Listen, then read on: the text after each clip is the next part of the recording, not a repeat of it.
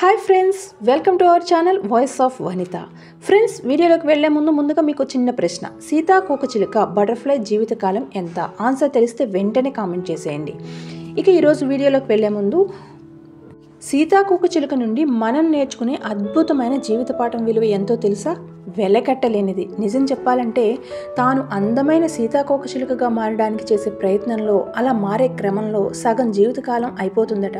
అయితే సీతాకోకచిలుక గతించిన సగం జీవితకాలం గురించి ఆలోచించకుండా తనకున్న మిగిలిన సగం జీవితాన్ని అందంగా అలంకరించుకుని ఆనంద పరవశంతో రెక్కలు ఆడిస్తూ చాలా హ్యాపీగా ఉంటూ ప్రకృతిలో గడుపుతుందట. అలా కాకుండా చాలా కష్టపడుతున్నానని ఆలోచించిన, సగం జీవితం అయిపోయింది అని నిరాశపడినా, కోకోన్ నుంచి రావడానికి ప్రయత్నించకపోయినా దాని మిగిలిన అందమైన జీవితం లేదా ఆనందవంతమైన జీవితాన్ని చూడలేకపోయేది కదా.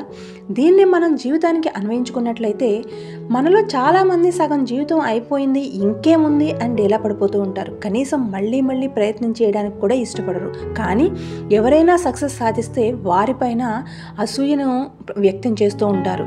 ఎలాగంటే ఇక్కడ ఒక చిన్న స్టోరీని తెలుసుకుందాం. దేవుడు పాదాల చెంత ఉన్న పువ్వు దేవుడు మెడలో దర్పంగా హారమై కొలువున్న పువ్వును చూసి అసూయగా అడిగిందట. నేను నువ్వు ఒకటే అయినా నువ్వు మెడలో ఉన్నావు, నేను పాదాల దగ్గర ఉన్నాను, నీ గొప్పదనం ఏమిటి అని అడిగిందట. దండలో ఉన్న పువ్వు చిన్నగా నవ్వి ఇలా చెప్పిందట, మాలలో చేరడానికి నన్ను సూదితో గుచ్చి నా గుండా దారాన్ని నింపుతారు. ఆ నొప్పిని భరించి నిలబడినందువల్లనే నాకు ఈరోజు ఈ పవిత్రమైన చోటు దక్కింది అని చెప్పిందట. ఇక్కడ సూది దారం అంటే సుఖదుఖాలు, జయాపజయాలు, లాభ నష్టాలు, ఎదురు దెబ్బలు, ఇదే కదా జీవితం. వీటికి ఎదురు నిలబడి పోరాడగలిగినప్పుడే కదా సక్సెస్ ద్వారాన్ని మనం తెరవగలం. అందుకేనేమో పెద్దలు కష్టే ఫలి అంటారు. అయితే అలాగే మనం కష్టపడకుండా జీవితం ఆనందంగా కావాలని కోరుకోవడం ఎంత తప్పో, ఇతరులు మనల్ని సహాయం అడగకపోయినా వారి జీవితాల్లోకి దూరి సాయం చేయడం కూడా వారికి నష్టాన్నే కలుగజేయడం అవుతుంది. అది ఎలాగంటే మరొక చిన్న స్టోరీ ద్వారా తెలుసుకుందాం.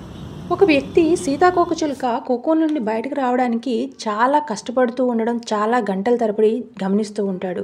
ఆ చిన్న రంధ్రం నుంచి సీతాకోకచిలుక బయటపడడానికి శ్రమ పడడం చూసి దానికి సహాయం చేయాలని ఆలోచించి కత్తెరతో చిన్నగా కట్ చేస్తే సీతాకోకచిలుక బయటకు వస్తుంది కదా అని ఆలోచించి ఆ విధంగా చేస్తాడు.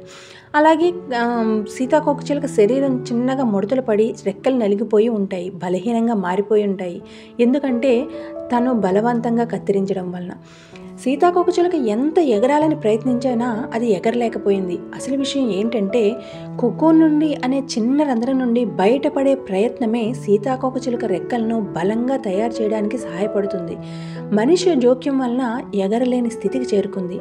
ఇక్కడ సీతాకోకచిలుకే కాదు, మనం ఇతరులకు చేసే పని కూడా ఇలానే ఉంటుంది. అంటే ఇక్కడ కొన్ని సందర్భాల్లో మనం కూడా అలాగే ప్రవర్తిస్తూ ఉంటాం. కొన్నిసార్లు మనకి మనమే పూర్తిగా ప్రయత్నం చేయడం మానేసి మధ్యలో ఆపేసి అడ్డదారులు వెళ్తే విజయం సొంతమవుతుందని తపనతో అపజయానికి దగ్గరవుతూ ఉంటాం. ఫ్రెండ్స్, కష్టపడకుండా ఎదురు దెబ్బలు తినకుండా ఫలితం ఆశించడం ఎంతవరకు సమంజసం అంటారు? అలా అని ఎవరికీ చిన్నప్పుడే అన్ని విషయాల మీద పరిజ్ఞానం రాదు కదా. మన జీవితకాలం ఎప్పుడూ నిత్య విద్యార్థులమే. అలా ఉంటేనే పాఠాలు, గుణపాఠాలు నేర్చుకుని మంచికి చెడుకి మధ్య తేడా తెలుసుకోగలుగుతాం.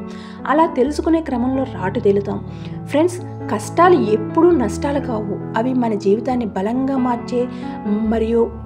మరియు స్వతంత్రంగా మార్చే మంచి అవకాశాలు.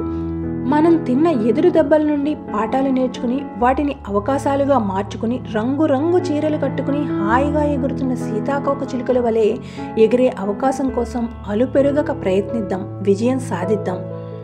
చివరిగా, fly like butterfly, embracing new hopes and aspirations. Friends, ఈ వీడియో మీకు ఎలా అనిపించింది? వెంటనే కామెంట్ సెక్షన్లో మీ అభిప్రాయాన్ని తెలియజేయండి.